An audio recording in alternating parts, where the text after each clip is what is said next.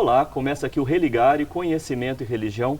Hoje eu recebo o filósofo Luiz Felipe Pondé para conversar sobre o livro Os 10 Mandamentos mais um, Aforismos Teológicos de um Homem Sem Fé. Pondé, seja bem-vindo ao Religare. Eu que agradeço o convite, é um prazer estar aqui com vocês. Acompanhe as notícias da TV Horizonte pelo nosso site. O nosso endereço é www.tvhorizonte.com.br. Você pode também acessar o Religare através do YouTube e compartilhar os nossos vídeos com seus amigos. Você pode também encontrar o Religare nas redes sociais. Basta procurar por Religare, Conhecimento e Religião e deixar os seus comentários para a nossa equipe. Pondé, como é isso, aforismos teológicos de um homem sem fé?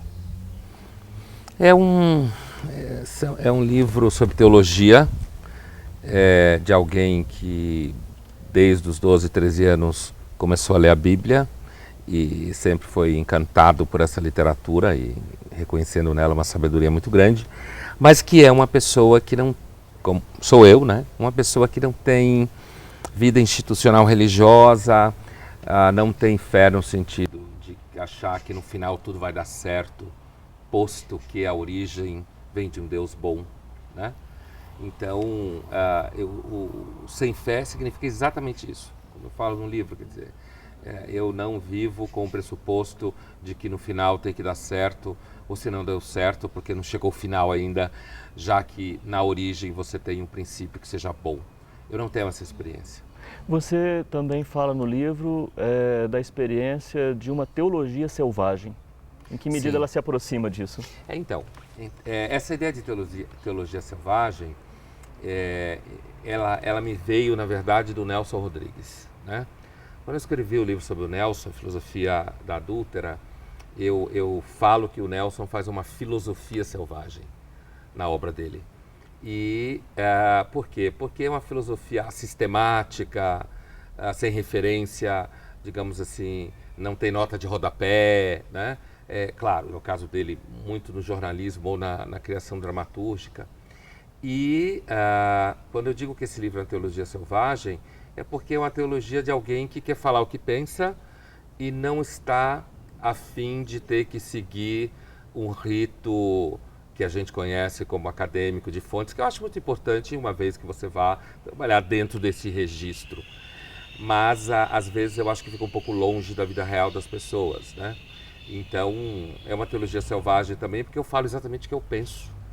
E a gente sabe que é muito difícil falar o que você pensa quando você é do mundo intelectual. Esse homem sem fé se entende também como um ateu místico. Essa ideia do ateu místico é uma coisa que surgiu muito ao longo dos anos em que eu e o Faustino Teixeira, da Federal de Juiz de Fora, a gente fez 12 seminários de mística e eu tenho alunos que estudam mística, eu tenho um interesse pessoal pelas descrições de experiência mística.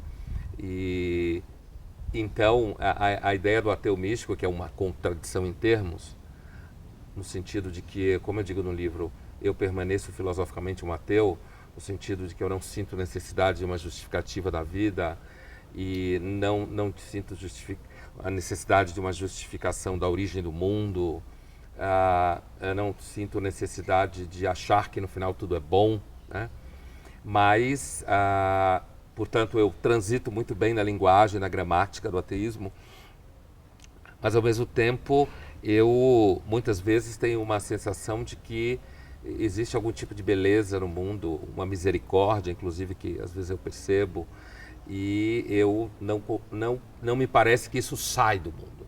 Claro, num ambiente literário místico, judaico-cristã, você consegue encontrar esse tipo de narrativa em literatura mística. Então, o ateu místico acabou ficando como uma contradição, mas que como eu digo no livro, não tenho mais interesse de fazer uma sistematização dessa minha contradição. É possível se encantar por Deus sem crer em Deus? Eu acho que totalmente. E veja,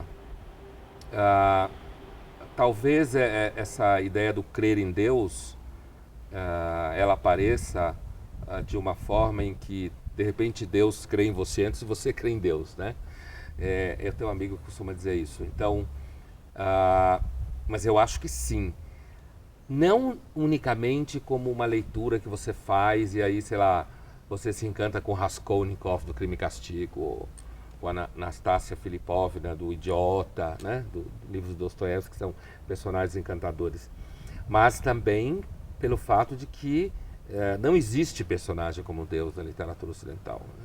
Nível de complexidade, de poder. Qualquer ser humano que soubesse tudo que Deus sabe já teria deprimido. Né? Qualquer um que fosse eterno já teria se matado, ou tentado mudar a regra do jogo para se matar. Então, esse caráter transcendente, né, absolutamente transcendente, é encantador. Ao mesmo tempo que características como duro, justiceiro, misericordioso, coisas como...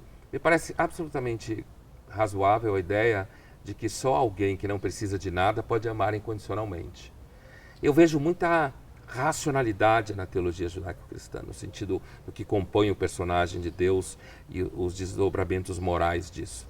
E então, me parece que encantar-se com Deus talvez seja mais importante do que crer em Deus. Sim, Deus permanece um personagem na sua leitura. É assim que eu trato dele no livro, mas eu digo, olha, eu estou tratando assim porque eu não quero entrar no mérito se o texto é confessional ou não é confessional, né? Eu imagino que um dia vai ser você numa escola de crianças, você vai ter que dizer logo com quem você gosta de fazer sexo, né? Mas o tema crença em Deus vai ser uma coisa muito privada, né? Então, eu vou tratando, primeiro por um reparo meio metodológico, né? De aprender o jogo na academia. Olha, eu estou dizendo que é um personagem, então não me venha encher o saco, tá bom? Eu estou tratando isso como um objeto, né, de literatura tradicional, estou discutindo teologicamente e filosoficamente. Não me venham perguntar se então, portanto, eu estou dizendo que Deus não existe. Na realidade, Flávio, no fundo, me interessa muito pouco essa pergunta se Deus existe ou não existe. Talvez um dia venha interessar. Mas aquilo que eu encontro na literatura mística, aquilo que eu percebo em determinados momentos, me parece muito mais importante do que uma afirmação de que Deus existe ou não. Eu sei que isso é uma posição bastante estranha, né? Eu tenho percebido ao longo dos anos, mas é aquilo, como eu chamo no livro, talvez seja uma posição decorrente da minha condição de não ter uma religiosidade patrimonial, no sentido do Berdyaev, do filósofo russo. Quer dizer, eu não herdei institucionalmente nenhuma obrigação de adesão a nenhum regime religioso. Isso é muito bom porque, ao mesmo tempo, faz com que você não tenha nenhuma frustração com as instituições religiosas, né?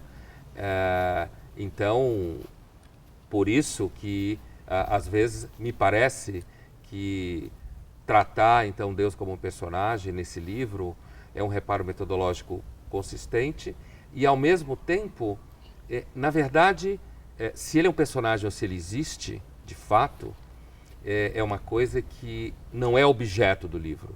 E não é objeto da minha vida no dia a dia. Talvez um dia venha a ser. Eu não estou dizendo que isso é uma questão fechada, né? Sim. Essa perspectiva pode incomodar o crente? Olha, eu vou te dizer uma coisa. Em algum nível, sim. Inclusive, eu recebi um e-mail recentemente de um leitor da Folha que, não por causa do livro, mas por causa de um texto que eu tinha escrito na minha coluna, numa segunda-feira dessas, e ele falava alguma coisa do tipo, eu imaginava que alguém que tem uma cadeira de filosofia da religião na universidade, na PUC, alguma coisa assim, jamais pudesse fazer uma afirmação a partir de um ponto de vista nihilista. Tinha uma cobrança ali, né? Então, mas eu vou te dizer, com relação a esse livro, pelo contrário, as pessoas que são crentes, eu digo, tanto no universo judaico, quanto no universo católico, quanto no universo protestante, desde que o livro saiu, a recepção é só positiva. Sim. O que me leva a supor que, em alguma medida, as pessoas entendem o que eu estou falando. E entendem que talvez seja muito mais importante você falar do encantamento que isso causa e dos desdobramentos disso para a vida, do que entrar no que eu diria nessa coisinha. Ah, você disse que é personagem, então não disse que existe e tal. O que eu considero um certo amadurecimento teológico. Sim, sim. Bom, vamos fazer um breve intervalo, mas vou deixar a pergunta que eu quero saber também da recepção dos ateus. Como é que eles reagem a essa perspectiva, né? A visão de um ateu místico. Eu estou conversando com o filósofo Luiz Felipe Pondé, que acaba de escrever, publicar o livro Os 10 Mandamentos mais um, aforismos teológicos de um homem sem fé. Nós vamos fazer um breve intervalo e voltamos já.